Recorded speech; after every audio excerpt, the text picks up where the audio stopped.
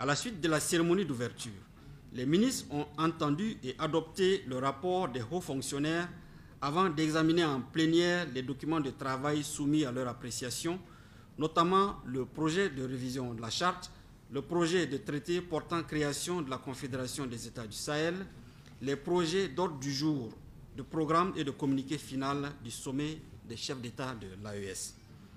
À l'issue des délibérations, les ministres sont parvenus aux conclusions suivantes. En ce qui concerne la charte de l'AES, les ministres n'ont pas jugé nécessaire de procéder à sa révision. Cependant, tenant compte des références faites au traité révisé, la CEDEAO, dans la charte, et du retrait sans délai de cette organisation, les ministres ont convenu que le traité portant création de la Confédération prenne acte du dit retrait. S'agissant du traité portant création de la Confédération, Alliance des États du Sahel, les ministres ont noté la nécessité de fonder le traité de la Confédération sur des références historiques propres au peuple du Sahel. Ils ont en outre fait l'option d'une architecture institutionnelle légère comprenant les sessions du Collège des chefs d'État, les sessions du Conseil des ministres et les sessions des représentants des parlements. Les ministres ont par ailleurs engagé les ministres chargés des Affaires étrangères à l'effet de poursuivre la réflexion sur le traité en vue de son amélioration avant la tenue de la session inaugurale du sommet des chefs d'État. S'agissant de la question de l'autorité du Liptako Gourma, les ministres ont recommandé que la question soit inscrite à l'ordre du jour du prochain sommet des chefs d'État de l'ALG. Concernant l'élaboration de la charte graphique de l'AES, les ministres ont adopté le projet de termes de référence proposé par la réunion des hauts fonctionnaires. Cette charte oriente sur l'ensemble des règles fondamentales d'utilisation des signes qui constituent l'identité iconographique visuelle de l'AES. Pour ce qui est de la communication de l'AES, les ministres, en attendant la mise en place définitive des organes de l'Alliance, ont approuvé les propositions de mesures et d'actions urgentes pour renforcer sa visibilité et son appropriation par les populations de l'espace et par les partenaires. Pour ce qui est de l'ordre du jour et du communiqué final de la session inaugurale du sommet des chefs d'État de l'AES, les ministres ont approuvé les 10 documents. Conscients des enjeux majeurs de l'avènement de la nouvelle configuration politique et stratégique de leur espace, les ministres ont formulé les recommandations suivantes. Élaborer la feuille de route de la Confédération des États de l'AES.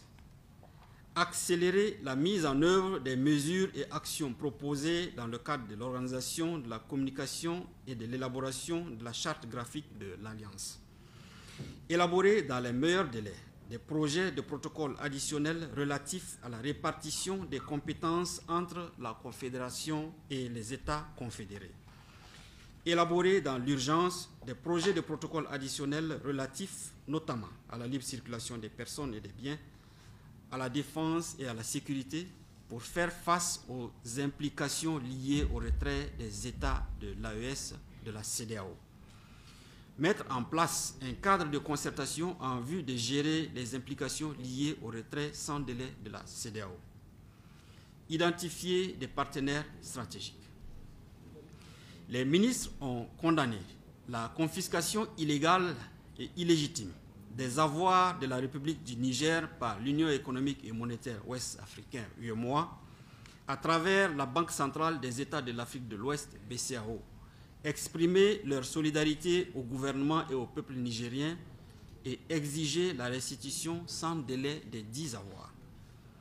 À l'issue de leurs travaux, les ministres ont adressé une motion spéciale de remerciement à son Excellence le capitaine Ibrahim Traoré, président de la transition, chef de l'État de Burkina Faso, pour sa vision éclairée et son engagement patriotique. En marge de la réunion ministérielle, les 3 délégations ont été reçues en audience par son Excellence le capitaine Ibrahim Traoré, président de la transition, chef de l'État de Burkina Faso. Ils ont mis à profit cette audience pour lui faire un compte-rendu des conclusions de leurs travaux et solliciter ses conseils et orientations pour les prochaines étapes. fait à Ouagadougou le 15 février 2024. Pour le Burkina Faso, le général de brigade Kassoum Koulibaly, ministre d'État, ministre de la Défense et des anciens combattants du Burkina Faso. Pour la République du Mali, le colonel Abdoulaye Maïga, ministre d'État, ministre de l'administration territoriale et de la décentralisation, porte-parole du gouvernement.